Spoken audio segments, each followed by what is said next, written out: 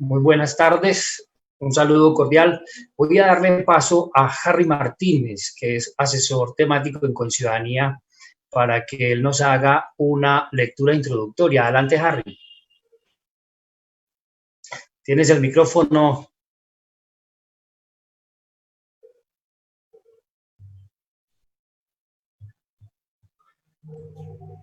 Hola, buenas tardes. Saludos, Harry, adelante. Bienvenidos todos y todas. Una felicitación y un abrazo fraterno, si sea desde la distancia, en este día en que conmemoramos el Día del Medio Ambiente. Ya se han dado cuenta, pues, la gran cantidad de actividades que se han hecho, los discursos que han ido y vuelto en torno a la relación entre el desarrollo del medio ambiente y todas las reflexiones que nos ha traído esta pandemia en relación a la forma como los seres humanos nos hemos establecido nuestras relaciones con el medio ambiente y lo que tendrá que cambiar de aquí en adelante. Queremos compartir con ustedes una breve reflexión hecha ya hace tiempo por un maravilloso escritor latinoamericano, Eduardo Galeano, quien nos contaba cuando hablaba de que son cosas chiquitas en realidad. Dice, son cosas chiquitas, no acaban con la pobreza, no nos sacan del subdesarrollo, no socializan los medios de producción y de cambio, no expropian las cuevas de Alibaba, pero quizá desencadenen la alegría de hacer y las traduzcan en actos. Y al fin y al cabo, actuar sobre la realidad y cambiarla, aunque sea un poquito, es la única manera de probar que la realidad es transformable. Muchas gracias a todos los que nos acompañan en este Facebook Live y pues damos paso para que inicie la conversación. Gracias, Harry. Primero, darle un agradecimiento a Luis Jorge Garay y a Mauricio Cabrera por acompañarnos en esta videoconferencia, a quienes nos están siguiendo en las redes sociales, a las mesas ambientales, a los colectivos ambientales. Un saludo especial para ustedes. Hemos organizado esta conversación. Darle un saludo, pues, y un agradecimiento a Luis Jorge y a Mauricio por sacar este ratico. Vamos a conversar hasta las 5 de la tarde, tal vez un poquito más, pero no mucho, sobre la participación ciudadana en la gestión ambiental en Colombia hoy. Tenemos unos invitados de lujo para esta conversación y les hemos pedido que en un primer momento se refieran a cómo ven, cuál es su perspectiva sobre la gestión ambiental que está haciendo el gobierno nacional y las distintas instituciones en materia ambiental y en medio de la pandemia. Que nos den un primer acercamiento a su perspectiva sobre esto en 5 minutos cada uno y luego vamos a otras preguntas. Invitamos a quienes están en el Facebook Live a que compartan con sus amigos y que en el transcurso expresen sus preguntas dirigidas a nuestros dos invitados. Empecemos con Luis Jorge Garay. Luis Jorge, ¿cuál es la perspectiva suya sobre la gestión que está haciendo el gobierno nacional en materia ambiental y en medio de esta crisis? Bueno, muchas gracias por la invitación. Saludo a todos y a Mauricio. En primer lugar, yo creo que debemos contextualizar el momento en que está Colombia respecto a la explotación de recursos naturales no renovables. Colombia está a la vera de entrar en una nueva etapa de nuestro activismo con macroproyectos que algunos de ellos con tecnologías novedosas, altamente intensivas en capital, que no han sido debidamente probadas en algunos de los casos en ecosistemas frágiles y que pueden tener consecuencias irreparables y obviamente más profundas que las que hemos vivido en la primera etapa de nuestro activismo de los 90 hasta la actualidad. En ese contexto, evidentemente el gobierno se ha venido moviendo dentro de una idea de acelerar los proyectos, los macroproyectos mineros y de hidrocarburos con el fracking y especialmente los proyectos de oro, aunque es de cobre en buena medida, de GDICO, y el proyecto de oro en Santurbán y Cajamarca La Colosa, que todavía está ahí a la espera. En ese contexto, ¿sorprendió o no sorprendió? pero por lo menos llamó excesivamente la atención que en el inicio de la pandemia hubo una carta promovida por el Centro de Hernán Echavarría Olózaga de empresarios y gremialistas, donde le dicen al gobierno que es necesario acelerar el estudio de los proyectos mineros porque van a traer ingresos fiscales importantes en este momento de crisis, y abogan por acelerar las licencias express y, por supuesto, por consultas previas virtuales. A eso no solo están los gremios y ese pronunciamiento, sino personas del estilo de Vargas Lleras, etcétera, que han estado promoviendo y haciendo lobby muy intenso para acelerar el proceso de entrada al nuevo extractivismo. En ese sentido, el gobierno respondió muy rápidamente. Por un lado, creando a través de Mininterior un decreto sobre consultas previas virtuales, no solo para proyectos mineros y hidrocarburos, sino también para la aspersión aérea y fumigación de cultivos ilícitos, desconociendo totalmente la realidad del país, que Mauricio ahora creo que va a hablar más de ello, en que las comunidades, muchas de ellas no tienen ningún acceso ni cierto ni estable a medios digitales, y que unas decisiones de este calado no pueden ser tomadas a la ligera de una manera que no se asegure una participación debidamente informada, oportuna y en tiempo real. Por lo tanto, las presiones y las respuestas que hubo llevaron a que el Ministerio del Interior levantara ese decreto, pero que continuó en la práctica con el de aspersión y fumigación aérea para cultivos ilícitos. Pero la intencionalidad del gobierno claramente está en acelerar estos procesos con la falsa idea de que estos proyectos van a generar grandes recursos fiscales al Estado colombiano y divisas al país.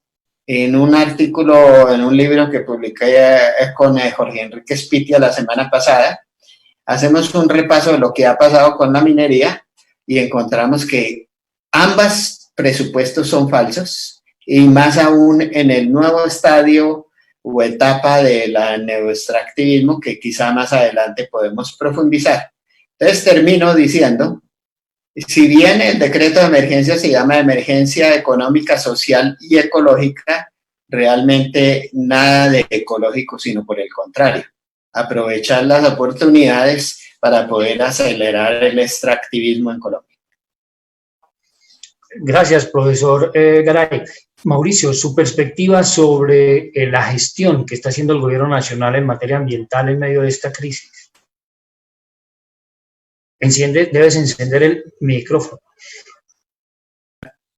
Muchas gracias, Nelson. Muchas gracias a Luis Jorge, un saludo, y a todos los compañeros de Conciudadanía por esta invitación a participar. Pues no, siguiendo la línea argumentativa que plantea Luis Jorge, que es pues estoy muy de acuerdo con ella. Pues primero el tema, se vinieron, la mayoría de los decretos que ha sacado el gobierno nacional han versado sobre otros temas. De hecho, solamente uno fue expedido por el Ministerio de Ambiente, que fue un decreto relacionado con facilidad de obtención de permisos, de captación de agua para servicios públicos. El resto han sido en su gran mayoría decretos sectoriales procurando reactivar economía o temas relacionados con salud. El tema económico, el tema de las consultas previas virtuales, Luis Jorge ya hizo un planteamiento, menos mal a última hora para la consulta que iba a haber sobre el tema de glifosato fue suspendida por una acción judicial nuevamente que tiene el sistema judicial que entrar a revisar ese tipo de cosas para que no se diera una audiencia que a todas luces definitivamente no podría garantizar adecuadamente la participación ciudadana adecuada.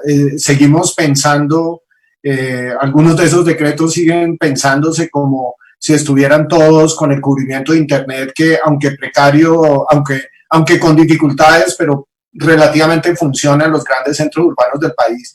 pero que en las ruralidades media cuadra fuera de Bogotá, Medellín y las principales capitales no existe. Y ni qué hablar de cuando estamos hablando de territorios amazónicos o del Pacífico. Hace unos minutos estaba en una audiencia convocada por Codechocó para discutir temas de minería ilegal y de deforestación en el Chocó, y se cayó no sé cuántas veces la llamada. O sea, la precariedad en los sistemas es impresionante. También hemos tenido unas discusiones con la región amazónica y la realidad de conectividad de la región amazónica o del Pacífico colombiano son absurdas, y de las mismas zonas rurales de municipios que están en la zona andina o caribe, que son las que menos precariamente están cubiertas. Entonces es absolutamente inviable ese planteamiento de esas consultas virtuales hasta tanto no existan unas condiciones que garanticen la participación ciudadana adecuada. Entonces, sobre ese tema, sobre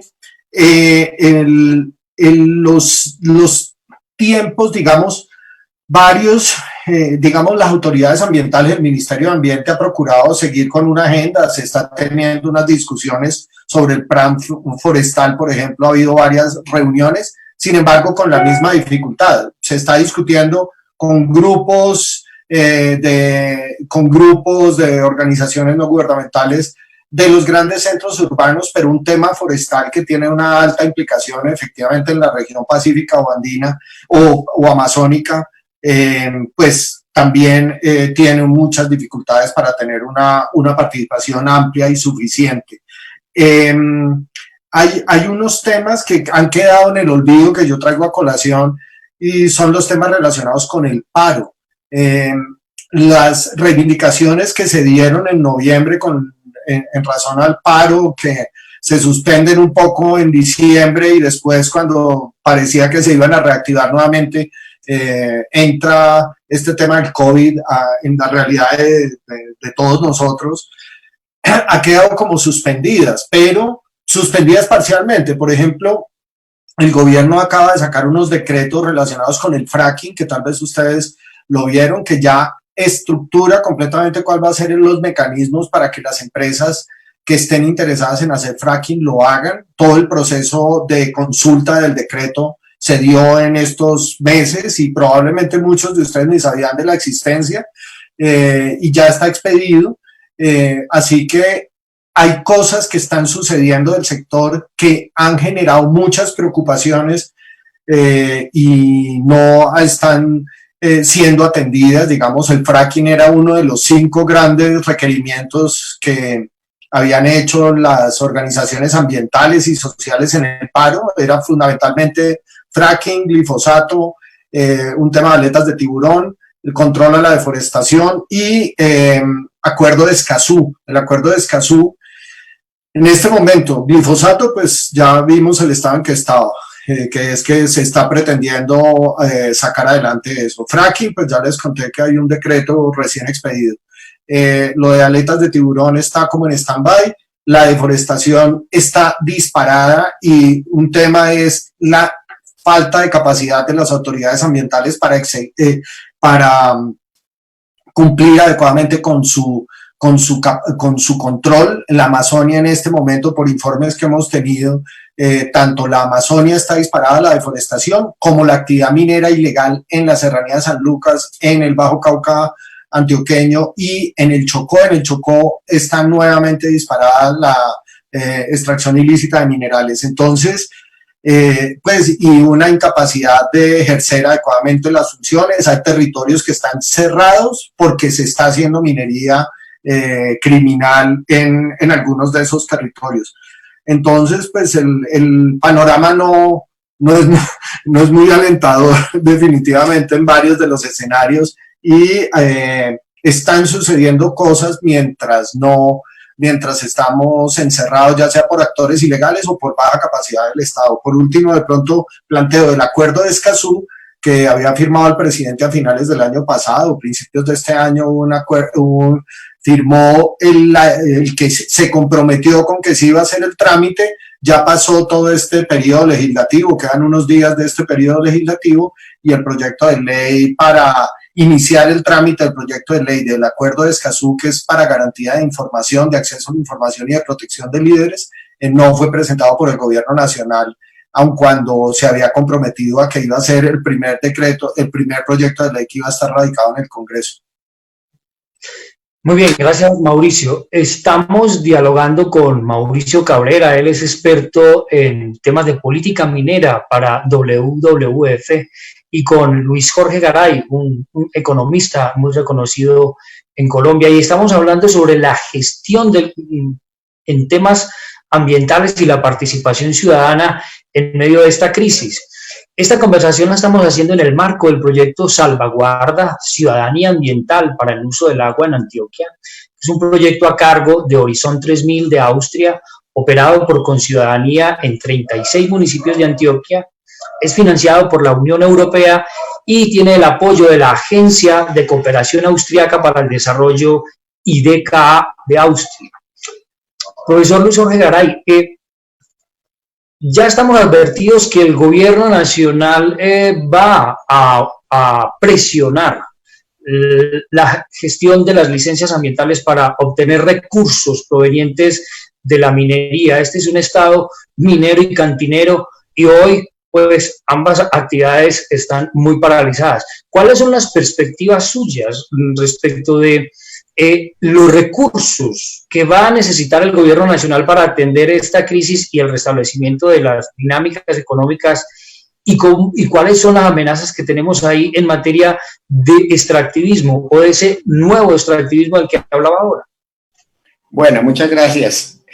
Pues evidentemente la profundidad de la crisis mundial a raíz de la pandemia del COVID-19 profundiza una crisis que estaba progresando en el sistema capitalista neoliberal en el mundo ante el incremento, entre otros factores, excesivo de la desigualdad y la ruptura de paradigmas nucleares del sistema liberal y del mercado neoliberal, como era la meritocracia y la creciente precarización laboral, entre otras muchas manifestaciones de esta crisis, aparte de la eclosión de la crisis socioecológica y de la no sostenibilidad del modelo de consumo y de desarrollo económico en el largo plazo bajo el neoliberalismo.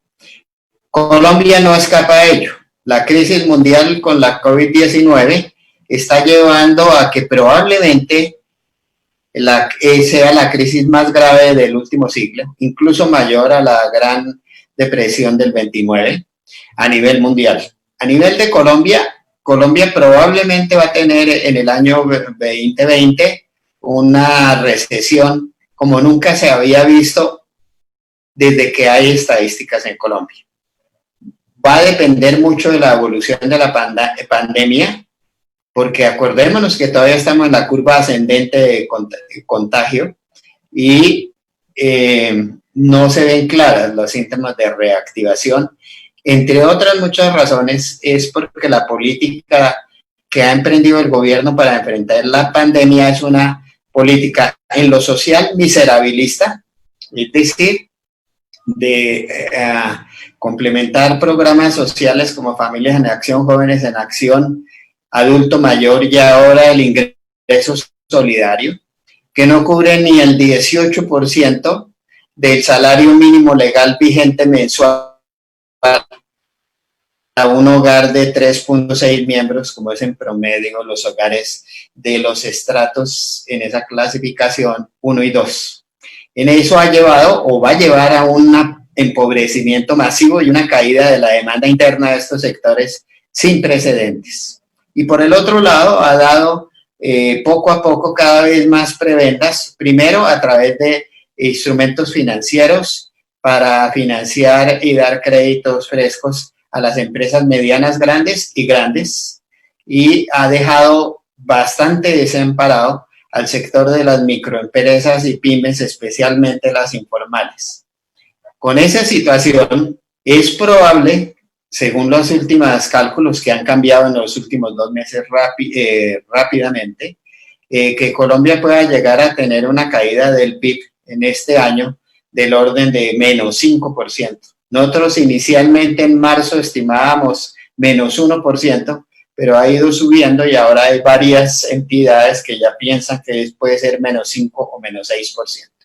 Ante esta situación, se va a agravar la profundización en la medida que el gobierno no dedique más recursos, ya sea de fuentes internas tributarias, ingresos fiscales, de otras maneras, suavizando el servicio de la deuda externa, que va a ser muy alto este y el siguiente año, la contratación de nuevos créditos más blandos, que es lo que ya ha venido haciendo según informes de la última semana, y incluso utilizar emisión secundaria para que el Banco de la República compre bonos del Estado, o si fuere necesario aumentar, hacer emisión directa.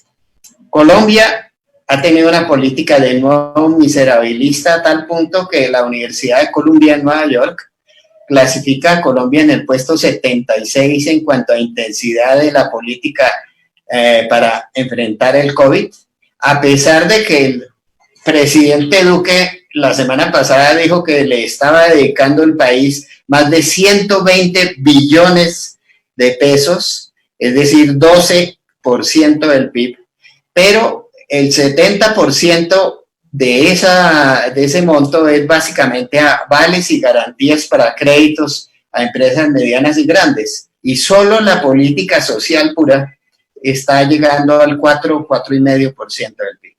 O sea, es lejos a lo que pregona el gobierno. ¿Eso a qué conduce? Conduce obviamente a que va a haber un aumento de la pobreza sin precedentes en Colombia. La pobreza monetaria puede llegar a Colombia el más del 50%, 55% de la población. La desigualdad se incrementará seriamente y ante la situación de los mercados mundiales, las exportaciones van a seguir cayendo, por lo tanto la reactivación va a ser muy lenta. Entonces, ante estas circunstancias, lo que hemos demostrado en el libro que lanzamos la semana pasada es que hay otras fuentes de financiación aparte de las mencionadas, es decir, un suavizamiento del servicio de la deuda externa, unos mecanismos financieros con el Banco de la República directos e indirectos, y hay otros mecanismos que propusimos, como es el impuesto a la riqueza de los súper ricos y de los súper ricos, es decir, especialmente del 5% más rico del país hacia arriba, que obviamente tienen la capacidad de pago para hacerlo. Entonces, por supuesto, va a haber siempre necesidad de recursos por parte del gobierno central.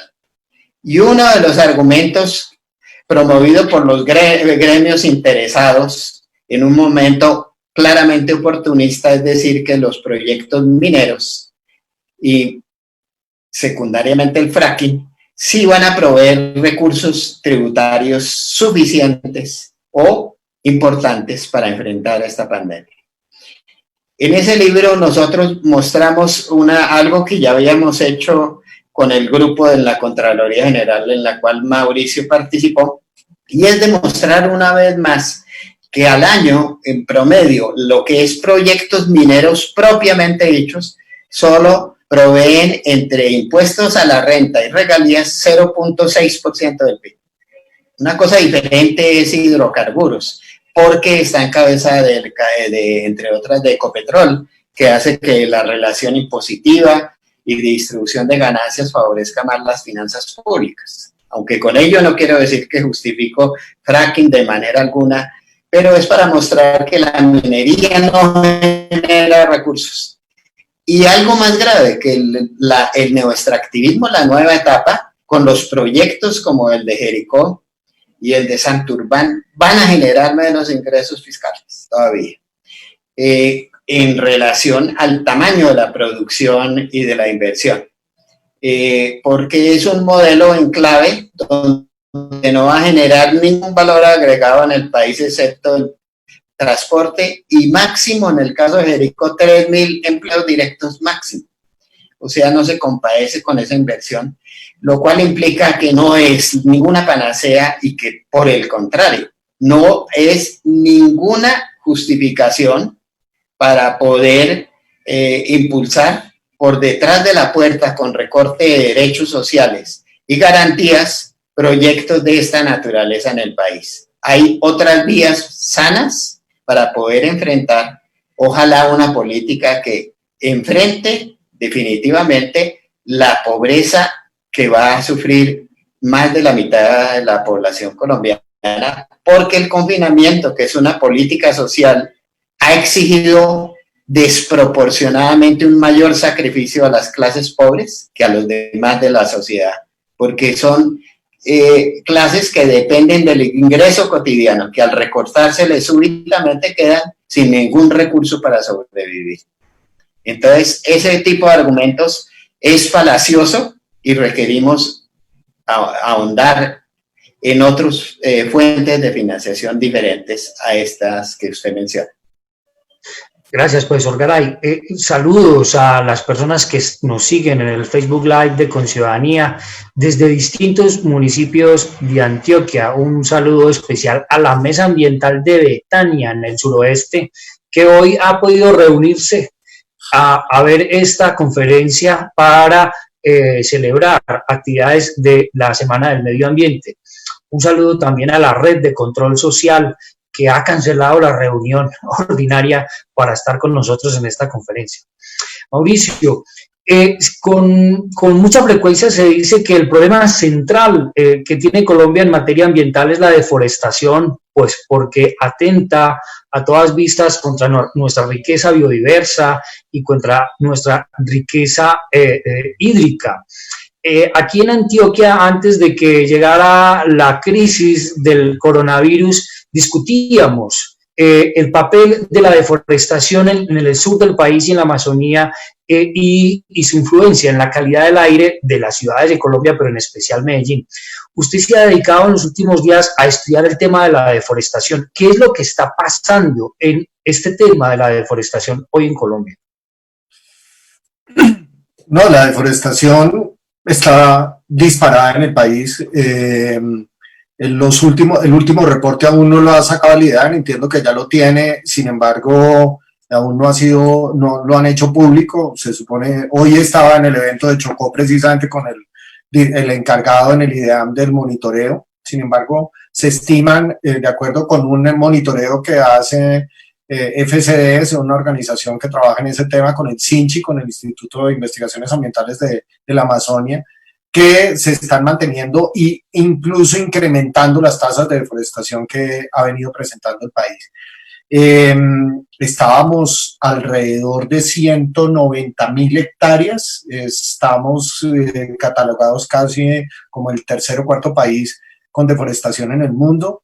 Esas tasas de deforestación gigantescas, recientemente hicimos una evaluación ambiental estratégica regional del arco noroccidental de la Amazonia, que es donde más se están presentando fenómenos de deforestación, y viendo cuáles eran los factores que inciden en esa deforestación. Y lo que se encuentra es fundamentalmente apropiación de tierras, un gravísimo problema de apropiación de tierras que coincide con fenómenos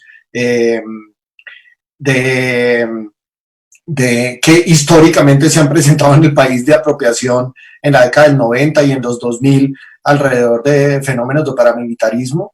Esto parece que está siendo incentivado por unos grandes capitales que quieren apropiarse de esos territorios que están siendo deforestados. Incluso en algunos territorios se deforestan 500.000 hectáreas, para lo cual se necesita tener un capital importante. Entonces, el tema de apropiación de tierra, el tema de cultivos ilícitos en menor proporción, digamos, hay veces uno escucha de pronto hablar mucho alrededor del tema de cultivos ilícitos, efectivamente existen en ese arco noroccidental, sin embargo los fenómenos están más dados con el tema de potrerización de la ganadería, de unos hábitos culturales que ha tenido parte de la población que fue llevada a esos territorios, que no han incorporado digamos, el aprovechamiento sostenible de los bosques no hace parte todavía, y yo creo que eso es una gran deuda que tiene el sector ambiental, es cómo lograr permear para que ese enorme potencial que tiene el país en términos de biodiversidad logre ser aprovechado de manera efectiva. En el Perú, los productos forestales no maderables y los productos amazónicos pueden representar alrededor del 10% del Producto Interno Bruto del país, y acá en Colombia esa cifra no pasa del menos del 0.5%, es una cifra muy baja la que hay de aprovechamiento. Entonces, hay una cultura alrededor de unas comunidades que fueron llevadas a esos territorios a hacer ganadería extensiva, y está muy imbricado, muy metido en la cabeza eso. Y también hay unos fenómenos que están asociados. Recientemente en otro taller estaba el director de la OPIAC indicando de grupos armados viejos o nuevos, parece un signo trágico en el que vivimos en el país, grupos armados que están motivando esos fenómenos con diferentes intenciones. Entonces, incluso en la Amazonia, que es uno de los territorios el que tiene las mayores tasas de deforestación, curiosamente la actividad minera todavía no es un gran deforestador como sí lo es en el Pacífico. Entonces, son esos los fenómenos que han venido incidiendo sobre la deforestación en el país, y asociado a eso, pues hay unas cadenas de corrupción y de ilegalidad muy fuertes, porque recordemos que el tema de apropiación de tierras requiere pues de todo un concurso delictivo, concurso de delitos que requiere que haya notarios, que haya técnicos de diferentes entidades que tienen que estar avalando esos procesos, y que tienen que ser controlados por el Estado, pues un Estado que tiene muchas dificultades de operación en esos territorios del Caquetá y el Guaviare, que son los dos departamentos que tienen las tasas de deforestación más altas en el país. Es bien complejo el control territorial. Gracias, Mauricio. Un saludo especial a quienes nos ven. Los estudiantes del Colegio Luis Carlos Galán nos envían saludos, y hay personas conectadas que reportan sintonía desde el Carmen de Viboral, desde Montebello, desde Cañas Gordas y San Roque en Antioquia, también desde Ibagué. Tenemos una muy buena audiencia. Muchas gracias por estar conectados. Luis Jorge, hoy están las consultas populares. La última noticia que teníamos es que hay 53 consultas populares en el tema extractivo que están suspendidas. Ya decías ahora que las consultas previas tienen pues serias limitaciones ahora, y las audiencias públicas ambientales en el marco de las gestiones de las licencias pues también tienen dificultades. Y todo esto sucede en un ambiente en donde los líderes sociales, que defensores del territorio, siguen siendo perseguidos y asesinados. En este escenario, ¿cuáles son los retos y cuáles son los caminos que le queda a la sociedad civil para hacer ejercicio de la democracia participativa y de la participación ciudadana en los temas ambientales? Y sobre todo, a futuro, o sea, después del COVID, ¿cuál es el camino que queda? Bueno, muchas gracias. Bueno, sobre este tema, tenemos una situación de anomalía institucionalizada muy grave. Lo de las consultas populares, con la última auto proferido por la Corte Constitucional, en la cual básicamente lo que deja es un espacio de máximo 2 años para que el Congreso de la República haga una legislación sobre las formas de coordinación entre el Estado central y los municipios y las autoridades locales, para poder definir y concertar alrededor de la aprobación o no de proyectos mineros o de proyectos extractivistas. Quedó un interregno, porque no tenemos en el sentido práctico de hoy unas normas y reglas claras del juego, en tanto no se pronuncie ya de manera legislativa el Congreso de la República de Colombia. Y en este interregno que algunos podrían decir que la actividad que ha venido desarrollando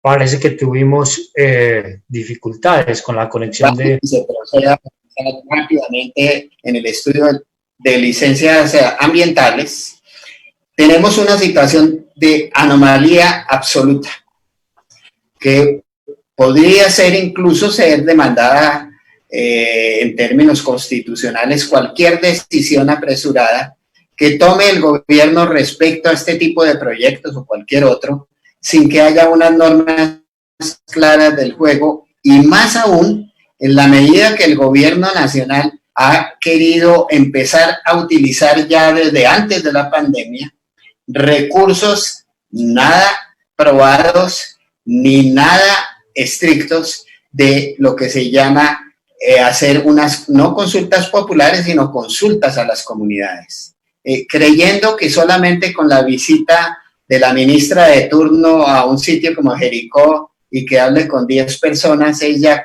la consulta a la comunidad. Y entonces estamos en un serio interregno grave que requiere cada vez más de una intervención de la sociedad en su conjunto para poder fiscalizar las acciones que ha venido tomando el gobierno nacional en medio de este interregno, que pueden ligar o lindar con la ilegalidad o la, por lo menos, ilegitimidad. Entonces, aquí yo creo que obviamente el tema de las consultas populares que están en ciernes, el gobierno no tiene ningún interés de darle ningún trámite a ese tipo de consultas y ha aprovechado más bien, por el contrario, el interregno como para borrar y cuenta nueva alrededor de las consultas populares, entendidas como las consultas que se vivieron anteriormente. Por lo tanto, yo creo que hoy más que nunca se requiere la participación ciudadana y de las comunidades, a través de una participación informada, libre, pero muy consciente de la necesidad de hacer una contrapresión a los intereses de las empresas beneficiadas y también sobre el accionar del gobierno nacional en sus muy diversas instancias. Aquí hay unos serios riesgos de procesos de cooptación y captura institucional por intereses privados que puedan llevar, aprovechando este interregno, a tomar decisiones que tienen una trascendencia no solo económica, sino fundamentalmente y especialmente socioecológica, ecosistémica y ambiental en el país, como es el caso de los proyectos mencionados. Gracias, profesor Luis Jorge. Están con nosotros desde Frontino, San Carlos, San Rafael, Granada, Liborina, en Pasto, en el sur del país, en San Jerónimo, Antioquia, en Ciudad Bolívar, el Carmen de Iboral, Dabeiba, Caramanta, desde Sabana Larga y Concepción, desde Fredonia, Medellín, San Antonio de Prado, en Marinilla, mejor dicho, estos municipios de Antioquia están atentos. Mauricio, ya decías ahora algo sobre el acuerdo de Escazú y lo que el gobierno colombiano se compromete ahí en términos de participación ciudadana, acceso a la información y demás. ¿Cuáles son los retos en ese mismo contexto que le planteaba a Luis Jorge de la participación ciudadana en un escenario donde hay tanto bloqueo? ¿Cuáles son los retos de la ciudadanía y los caminos que tiene? Bueno, la firma del acuerdo de Escazú yo creo que va a facilitar por lo menos poder tener un acceso a la información un poco más rápido, más expedita. El gobierno nacional también va a tener que implementar unas acciones mayores de protección hacia los líderes sociales y ambientales que están protegidos, hacen parte también del acuerdo de Escazú. Evidentemente, creo que se tendrán que incorporar todas las complejidades, digamos, de comunicación que han derivado del COVID.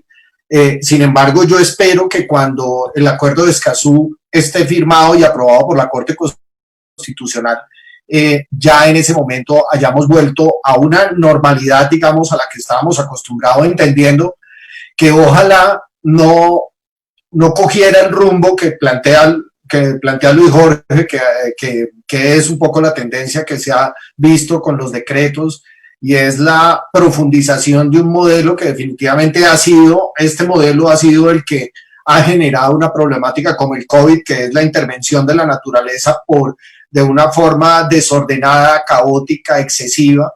De profundizarse el modelo, pues definitivamente estaríamos en una condición muy vulnerable, pero digamos lo que se prevé normalmente en un trámite de un proyecto de ley de estos, que yo ya no lo veo viable que se radique en los pocos días que quedan de la legislatura, o sea, se plantearía el 20 de julio, en la legislatura que inicia el 20 de julio, y un proyecto rápido que fuera discutido, estamos hablando casi de un año, o sea, estaríamos hablando mediados de 2021, una revisión de constitucionalidad por parte de la Corte en el caso de la ley de la inclusión de Colombia en el convenio de Minamata para el tema de mercurio.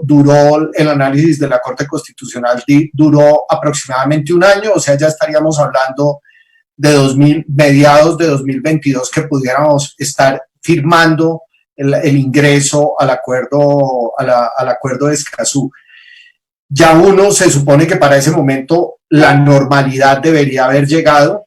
Entonces, este acceso a información, la posibilidad de que las organizaciones sociales puedan pedir información a los diferentes estamentos, va a estar amparada en ese momento, en ese acuerdo que ya está muy próximo a entrar en vigencia en razón a la cantidad de países que lo han venido firmando y ya validando.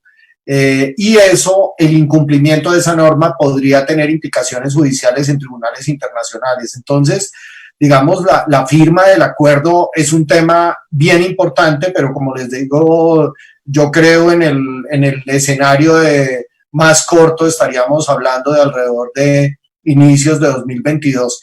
Y bueno, yo creo que en este ínterin, en el intervalo entre finalización del COVID y la entrada del acuerdo de Escazú, pues yo creo que la responsabilidad que tenemos las organizaciones sociales y ambientales que trabajamos en estos temas es la divulgación profusa de los acuerdos, del acuerdo de Escazú. Hay varias universidades y ONGs que están trabajando, y yo creo que es muy importante que organizaciones como Conciudadanía también y otras de la zona andina, el Caribe y de todo el territorio nacional apoyen ese proceso de divulgación para que, al margen de que todavía no esté firmado, se comiencen a implementar las acciones para permitir un acceso a la información adecuado y una protección de líderes, que hoy por hoy es uno de los temas más caóticos. Pues proteger el medio ambiente cuando los líderes ambientales están siendo asesinados.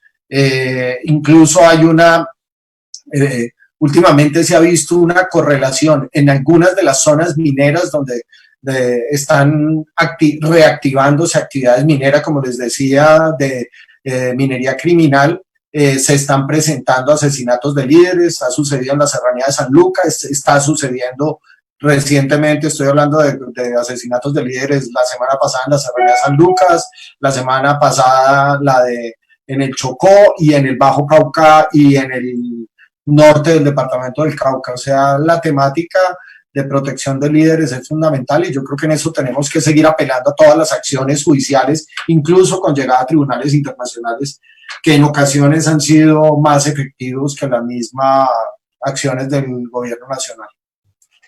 Gracias, Mauricio. Esta pregunta sobre el acuerdo de Escazú era de Ramón Moncada. Profesor Luis Jorge, desde Marinilla quieren saber en qué consiste o debería consistir la transición ecológica. Liliana Aristizábal quiere saber sobre eso. Bueno, este es un tema bien complejo. Mi perspectiva, porque hay muchas posiciones sobre la transición ecológica, la perspectiva mía es que Colombia no puede ni debe entrar a la nueva etapa de nuestro activismo de una manera automática. Colombia tiene que repensar seriamente su modelo de desarrollo. Uno de los elementos que ha traído la crisis mundial es un replanteamiento sobre principios básicos que venía trayendo la globalización neoliberal. La primera reflexión es alrededor de la seguridad alimentaria. Los países del norte global están ya replanteándose que no pueden depender de la seguridad alimentaria de sus habitantes del mercado internacional, que por lo tanto seguridad alimentaria. Unidos depender del suministro de India y de China, sino que tiene que haber una producción autónoma. Eso mismo está ocurriendo en la Unión Europea en muy diferentes escalas. En tercer lugar, está claro que el modelo neoliberal está en una crisis desde la medida que se han reproducido, comillas, atisbos de guerras comerciales entre grandes potencias, Estados Unidos, China, y hay escaramuzas en muy diferentes niveles. Con esos tres aspectos queda claro que el modelo de desarrollo neoliberal en el mundo está siendo cuestionado seriamente, incluso desde estados que siguen un modelo capitalista, por supuesto, obviamente, un capitalista de mercado. Entonces, en un caso como Colombia, donde Colombia en la etapa neoliberal decidió un modelo de desarrollo que reprimariza la economía alrededor de la explotación de recursos naturales no renovables e incluso renovables, con un proceso progresivo de desagriculturización en contra de la economía campesina abastecedora de los elementos básicos de la alimentación nacional y una desindustrialización masiva en amplios sectores del país, sectores productivos, lleva a que el día de hoy Colombia tenga que replantearse ante una nueva forma de globalización no neoliberal en el campo comercial y económico, cuál es su mejor posición frente a ese nuevo mundo. Y es claro que en la medida que se ha profundizado la crisis socioecológica, ecosistémica y ambiental, y se ha avisorado con claridad absoluta la no sostenibilidad del modelo de desarrollo prevaleciente en el mundo, con atisbos ya cada vez más claros de varios países del norte global de ir transitando hacia una nueva relación con la naturaleza y de hacer una transición ecológica con la progresiva eliminación de, por ejemplo, el consumo de alimentos de combustibles fósiles, ir transitando hacia un sistema económico más ecológicamente amigable. Lleva a que claramente Colombia tiene que pensar, por muchas estas razones y otras, a un nuevo modelo de desarrollo que esté más coherente y consistente con lo que se viene. Quiero entonces resaltar en ese campo es que Colombia, el 60% de su territorio es rico ecosistémicamente. Y que si el modelo de desarrollo futuro, que hacia el cual probablemente podría ir el mundo, fuera más amigable con la naturaleza, Colombia tendría para ese momento una riqueza si es que no las hemos depredado, como Mauricio muestra, en la deforestación, en la explotación de recursos naturales, etcétera, y lleguemos a ese momento sin la riqueza natural que nosotros tenemos. Pues evidentemente debemos pensar eso en el futuro. Y tendríamos que preservar y desarrollar la naturaleza presente. Ahora, tenemos el gran dilema, los países del sur, es que tenemos un gran activo, que es la riqueza de la naturaleza ecosistémica y del futuro ecológico, que puede contribuir a a la economía mundial y a la sociedad mundial, internacional, pero no tenemos las condiciones para transitar hacia esa preservación y ese desarrollo de la naturaleza. Porque el sistema de precios actuales no favorece ni premia esa conservación y ese desarrollo de la naturaleza. Y ahí requiere uno una activa intervención del Estado y de una cooperación internacional para poder avanzar en ese sentido. Esa sería la transición ecológica dentro incluso de lo que está planteando los nuevos retos del desarrollo post pandemia COVID, sin tener a la idea de hacer un postcapitalismo, pero sí cada vez más estamos moviéndonos a un post-neoliberalismo en el mundo, donde el papel del Estado va a aumentar y vamos a desarrollar formas más sofisticadas de capitalismo de Estado en ciertos sectores de la producción y en la preservación de ciertas riquezas. Y Colombia tiene que repensar seriamente el modelo. Por ahí vi ayer que la vicepresidencia de la República va a crear un foro de cómo se internacionalizaría Colombia ahora. Me gustaría ver quiénes son los invitados y de qué están pensando. De seguro que usted va a estar en la primera línea, profesor Garay. Mauricio, ¿en qué van las reformas en materia ambiental que previó el gobierno nacional en el plan de desarrollo? El gobierno nacional dijo que iba a reestructurar las CAR, que le iba a quitar requisitos a las licencias ambientales. Recientemente nos dimos cuenta que el gobierno va a reformar el sistema de regalías y que elimina, entre otras, los OCAD, la única instancia de participación ciudadana que estaba prevista. Y desde Fredonia nos preguntan, ¿en qué va la reforma al Código Minero en el gobierno nacional? Nos pregunta Doris Blandón, que es de la Asamblea Constituyente de Fredonia e integrante de la Junta de la primera provincia que se creó en Colombia, que es la provincia de Cartama, en suroeste. ¿En qué van esas reformas? Bien, antes de entrar a eso, quería, preocupado un poco, complementando lo que planteaba Luis Jorge. Ayer leí una noticia que me dejó sorprendido y es, evidentemente coincidimos en que el modelo se tiene que haber cambio en el modelo de desarrollo y la dirección, cuál es la dirección que se quiera tomar. Y sorprendió una noticia ayer en Portafolio, la propuesta de 48 nuevas térmicas para el país. Recordemos que el carbón va a dejar de, digamos, están dejándonos de comprar. De hecho, la Unión Europea, una de las primeras acciones que tomó cuando comenzó a ser golpeado por el COVID, es profundizar y acelerar la transición energética para comenzar a depender de energías renovables, no convencionales.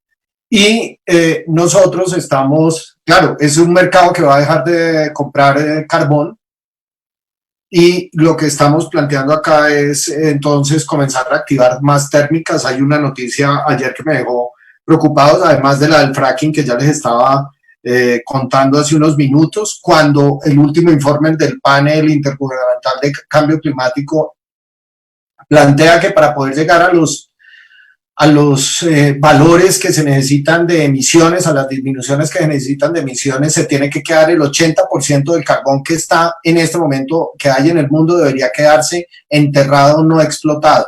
Y entonces preocupa, al contrario, estar pensando en ver cómo entonces no lo explotamos, no lo vamos a poder exportar o van a ir disminuyendo progresivamente las exportaciones y estemos pensando en abrir térmicas en el país. Esa noticia lo deja uno bastante preocupado de cuál es el camino que tenemos que coger. Ojalá sea el camino adecuado. Yo creo que en ese sentido las organizaciones sociales y ambientales tenemos una responsabilidad y técnicos, especialistas como Luis Jorge y los que trabajamos desde diferentes escenarios, creo que tenemos que manifestarnos. El camino puede ser el adecuado o el inadecuado y eso en buena medida no solo depende del gobierno, sino de nosotros mismos con los mecanismos que tenemos de presión y de manifestación pública.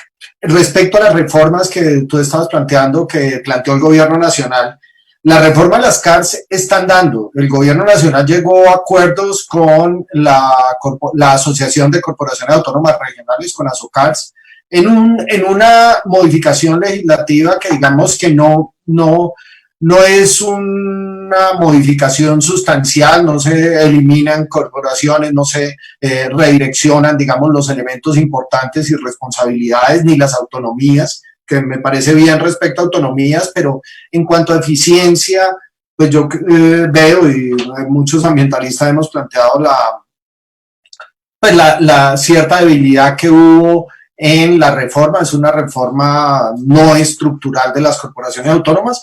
Acaba de pasar por votación en la Cámara de Representantes y en este momento está en tránsito, va a entrar a Senado para ser discutida, según entiendo, en tercer debate. O sea, el proyecto de ley está andando, y yo creo que es muy importante que todos estén atentos a las modificaciones que se están planteando en el proyecto de ley.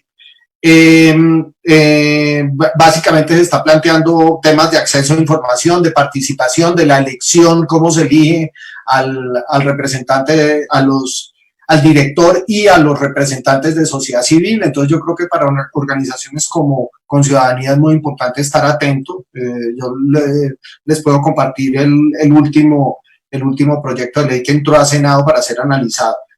¿Qué otros proyectos había? Ahí estaban. El de Código de Minas, había un proyecto de modificación de Código de Minas que se había venido trabajando con un grupo de congresistas. El proyecto tiene unas dificultades en cuanto a el tema de la consulta que se tiene que hacer con organizaciones indígenas y de comunidades negras, y eso ha generado un bloqueo del proyecto hasta tanto se defina, porque estaban queriendo que eso lo terminara pagando los congresistas responsables, y finalmente se está en ese proceso de consultas. Respecto a la ley de regalías, hubo primero la modificación constitucional, digamos, la reforma a la Constitución que permitió que, entre otras cosas, se eliminara, no sé si Luis Jorge tiene comentarios al respecto, de la eliminación había un fondo que era un fondo de ahorro, era un fondo que precisamente cuando llegara alguna crisis, Colombia iba a tener un colchón de recursos que iba a poder acceder. Ese fondo quedó convertido casi en nada, y lo que se hace es aumentar los ingresos, se le devuelven ingresos que tenían antes los municipios productores. Eso pues evidentemente tiene una implicación en incentivar a los municipios mineros y petroleros, incentivar en esa extracción. En este momento, entonces, esa reforma de acto legislativo ya se tramitó, ya se aprobó, y en este momento debe ser reglamentada. En la ley como quedó, la ley es muy escueta, pero va a tener que hacer la reglamentación de lo que son los OCATs. Nosotros, pues yo estuve estudiando con otras organizaciones, con Foro por Colombia, estuvimos reunidos discutiendo, y con algunos congresistas estuvimos discutiendo el tema, y ahora lo que se viene en la ley que está en este momento en consulta con comunidades indígenas y afros, hay que revisar cuáles van a ser los instrumentos de manejo de los recursos, o sea, el reemplazo, llámesele como se llame, de los OCADs y de los otros instrumentos, digamos, que estaban establecidos en la anterior ley de regalías. Digamos, ese es más o menos el estado. Hay algunas reformas menores que se están haciendo, y digamos, para facilitar, para acelerar procesos de licenciamiento. Realmente eso entiendo que lo descartó el gobierno nacional. Lo que está queriendo hacer es cumplir los tiempos que ya estaban, que son tiempos muy cortos. 90 días para dar una licencia ambiental de proyectos de gran envergadura, pues es muy difícil. 90 días, tiempo de entidad pública, me refiero a los tiempos de análisis de las entidades públicas, sin contar los tiempos en donde las empresas tienen que proveer más información en donde sea necesario. La ha venido acelerando esos procesos, pero sin una modificación sustancial. Y el tema de consulta y de suelo-subsuelo, el Ministerio de Minas presentó en noviembre con algunos grupos focales, presentó en noviembre un proyecto para lo que iba a ser el proyecto de ley, una propuesta de proyecto de ley para presentar al Congreso lo que Luis Jorge estaba hablando hace un poco sobre tema de resolver el conflicto que hay entre suelo y subsuelo.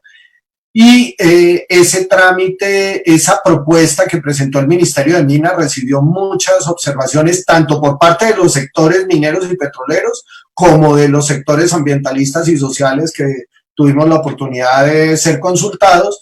Y en razón a eso, estoy hablando noviembre, diciembre del año pasado, y en razón a eso el Ministerio de Minas retiró, nunca lo había radicado en el Congreso, pero recogió las observaciones, entiendo que las está estudiando, y vamos a ver cuándo el gobierno nacional presenta una nueva propuesta, entendiendo que ese es uno de los temas sustantivos que se tienen que resolver, pues porque ya sabemos lo que ha pasado con las consultas y toda la discusión de la que estuvo hablando Luis Jorge hace unos minutos.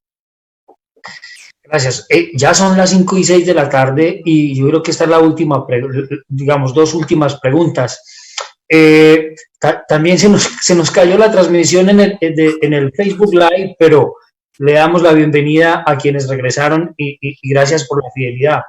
Profesor Jorge Garay, nos pregunta Carlos Martínez, ¿qué va a pasar con Cajamarca, en donde el resultado apabullante por el no paralizó la minera, pero este es un nuevo escenario? Incluso, ¿qué le pasaría a Jericó? ¿Qué podrá pasar con Jericó si obtiene una licencia ambiental la mina Quebradona?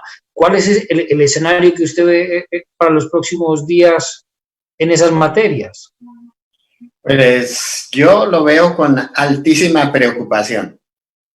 En medio de este interregno donde todavía puede haber algunas dudas de legalidad, pero obviamente de legitimidad, donde antes del COVID no había las condiciones de cómo empezar a que el gobierno nacional estudiara la licencia ambiental presentada por AngloGold. Ahora con pandemia, con mayor razón.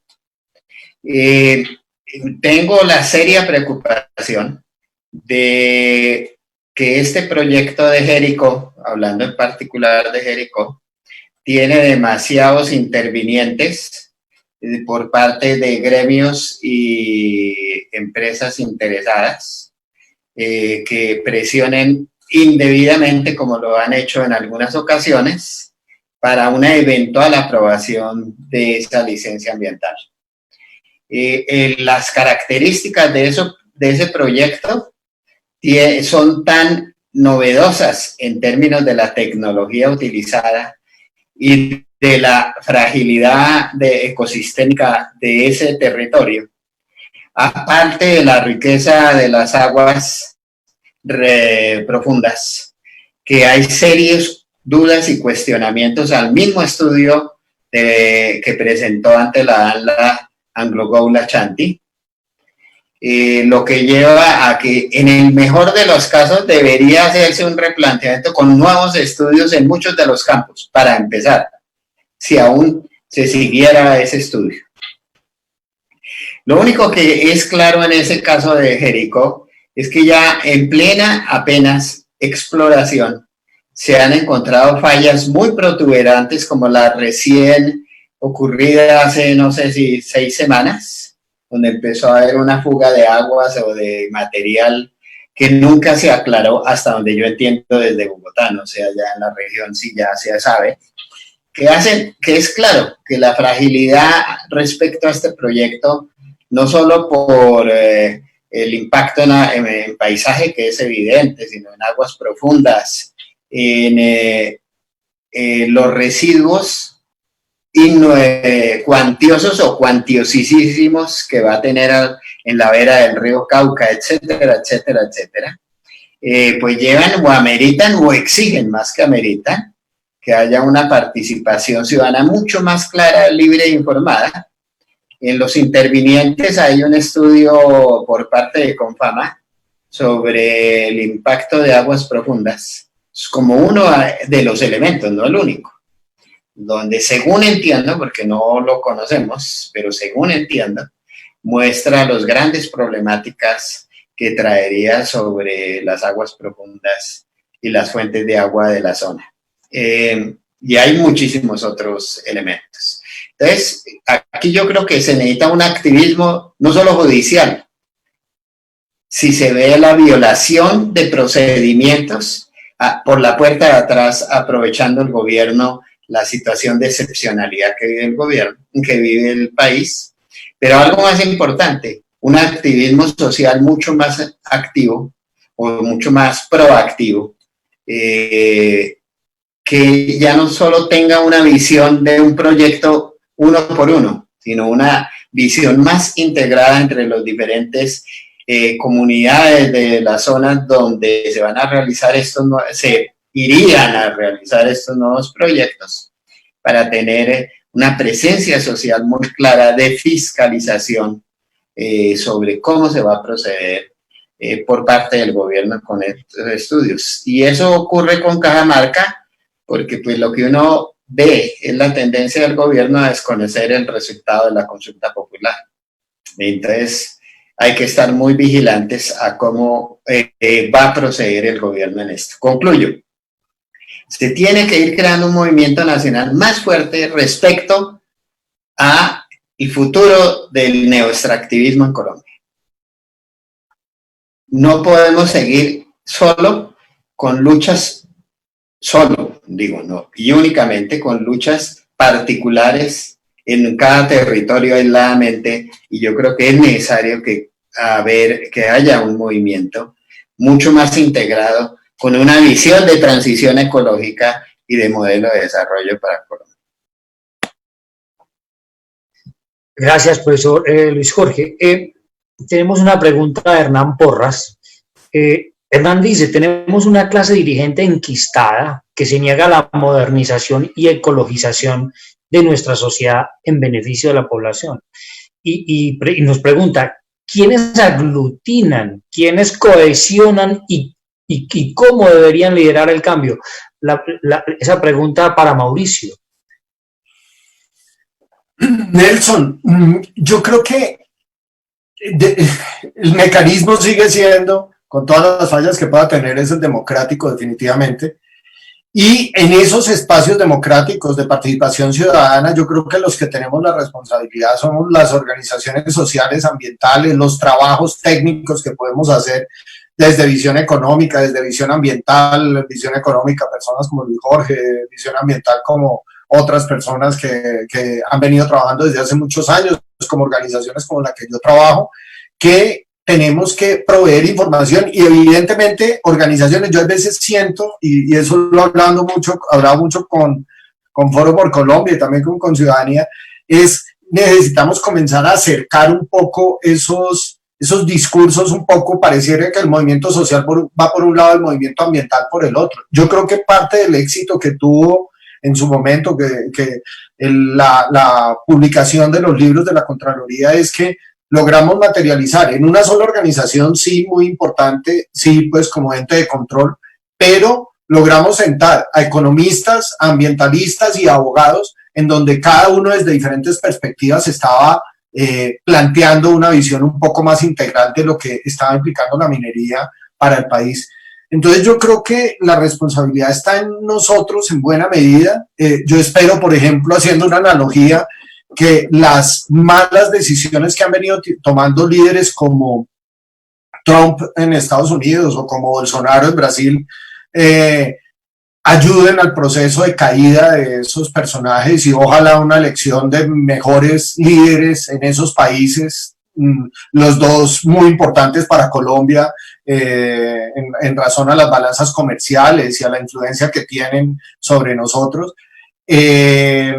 Pero yo creo que la decisión está en buena medida en nosotros. Entonces yo creo que la profundización del trabajo social y ambiental que hacemos en este momento es de los momentos más importantes en cohesionar ese trabajo entre organizaciones, en ver cómo ponemos a la ciudadanía en alerta frente a un modelo de desarrollo que no funcionó, que nos lleva a la situación en la que estamos ahora y que de no tomarse las medidas y al contrario, intentar impulsar unos proyectos que carecerían de legitimidad si se llegaran a implementar, como la profundización del modelo, digamos, de expansión de minería en algunos territorios que han demostrado y han reiterado que no están interesados, pues yo creo que eso sería gravísimo. Entonces hay una responsabilidad muy grande en todos nosotros en ver cómo consolidamos eso y cómo se consolida con información. Yo creo que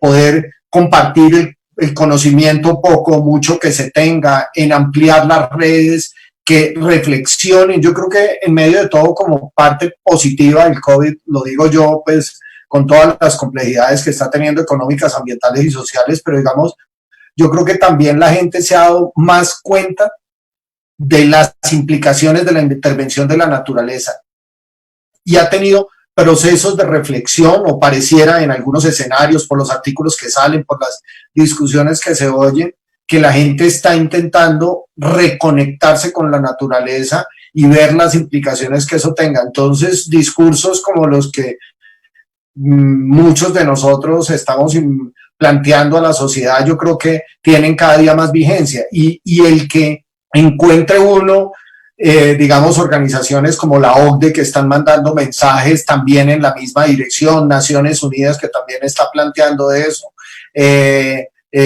para los creyentes la Iglesia Católica que también está haciendo tomando unas posiciones muy fuertes sobre eso, la Unión Europea que está tomando decisiones de profundizar al contrario de la transición. Yo creo que son mensajes que también tenemos que hacer eco para que se escuchen en más sociedad civil los escuche, y la necesidad de articular acciones y de generar cohesión entre nosotros es fundamental. Gracias, Mauricio. Nos envían saludos desde Andes e Hispania, en el suroeste. Profesor Luis Jorge, ¿qué se le quedó en el tintero? ¿Algo por decir como una última intervención de esta charla? No, muchas gracias por el espacio. Yo creo que tenemos un futuro que, como decía Mauricio, va a depender más de nosotros que de los otros. Pero requerimos cohesión, información y consistencia en las acciones, y con una visión más integral, no solo territorialmente, sino temáticamente. Yo creo que el tema de modelo de desarrollo es algo que debe volverse a plantear en el centro del debate, que es fundamental para un país como Colombia. Y que, bueno, yo si bien veo que hay unos grandes riesgos por el accionar del gobierno nacional y de los grandes intereses de algunas corporaciones y entidades gremialistas y otros intereses, creo que está mucho en nosotros que podamos avanzar en una posición ya no defensiva, sino proactiva frente al resto de la sociedad y a las autoridades. Y es una voz si no de esperanza, es una voz de que hay que luchar y propender por el cambio. Y a Mauricio, ¿qué se le quedó en el tintero? No, pues yo creo que también muy en esa línea. Yo creo que la responsabilidad de las realidades en buena medida es de nosotros. Yo recuerdo el escenario cuando a inicios de los años 2000 estábamos discutiendo el incremento de la titulación minera en el país en el año 2004, 2005, desde el Ministerio de Ambiente y muy pocas personas que estábamos ahí, y en ese momento las proyecciones que se tenían en ese momento económicas era que para el 2018 muchos de los proyectos que ya en ese momento se vislumbraban y estaban comenzando iban a estar en plena producción. Y yo creo que el ejercicio, uno como una pulguita, pero argumentando y poniendo en debate las políticas nacionales y generando eco, tenemos mucha capacidad de cambiar la realidad, y efectivamente hoy ninguno de los proyectos que en ese momento estaban planteados se ha materializado, y yo creo que es es la oportunidad de ver. Yo creo que en ocasiones uno ve que empuja mucho, que se esfuerza mucho y que los resultados no se dan, pero yo sí soy muy optimista en que ese trabajo articulado, con una capacidad de agencia, de organizaciones, de personas, de personas que a veces solas no creemos que no podemos cambiar las cosas, pero sí tenemos esa capacidad. Evidentemente, una de las más importantes es el ejercicio del voto responsable en el momento en que se presentan los procesos electorales, pero adicional al voto, los procesos de participación ciudadana, mecanismos de participación ciudadana y técnicos, científicos, investigativos que permiten dar soporte a las posiciones que pues muchos hemos venido defendiendo y que en últimas no nos ha ido tan mal. El sector productivo creo que se ha ido ajustando a esas nuevas realidades y creo que con la presión nuestra se tendrá que ir ajustando a esas realidades. Hoy Manuel Rodríguez, el exministro de Ambiente, decía, si creen que esto ha sido grave, las consecuencias derivadas del cambio climático van a ser muchísimo peores a este COVID. Entonces, o nos hacemos conscientes de esos y procuramos ese cambio en el modelo de desarrollo, o definitivamente muchas personas van a terminar afectadas, y generalmente quienes están más afectados son los que están en los niveles más bajos de toda esta cadena, las poblaciones más vulnerables. Entonces eso no lo podemos permitir. Muy bien, nos encantaría seguir conversando, pero queremos cumplir el compromiso de los tiempos. Yo le agradezco inmensamente al profesor Luis Jorge Garay y a Mauricio Cabrera por acompañarnos en esta conversación. Invitarlos a que nos sigan acompañando. Ya esta virtualidad nos facilita este diálogo, y desde Conciudadanía y el proyecto Salvaguarda tenemos previsto seguir este ejercicio de debate y de control social a los temas del patrimonio hídrico en Antioquia, en particular a los PONCAS. Queremos hacerle control social a los PONCAS, control social a las áreas protegidas. Queremos ver si los municipios sí están incorporando esos determinantes ambientales en los EOT. Vamos a acompañar a acueductos comunitarios rurales para que protejan fuentes de agua y mejoren sus infraestructuras y aumenten la calidad del agua. Entonces, desde el proyecto Salvaguarda vamos a seguir discutiendo estos temas del agua y de la ciudadanía ambiental. Entonces, queremos seguir contando con ustedes en este diálogo. Les agradecemos inmensamente por acompañarnos, y de esta forma despedimos la transmisión en Facebook y le agradecemos mucho a quienes estuvieron conectados. Para ustedes ha sido organizado este ejercicio. Entonces, muchísimas gracias y hasta una próxima ocasión. Muchas gracias. Muchas gracias. Muchas gracias, Nelson, y gracias, Mauricio.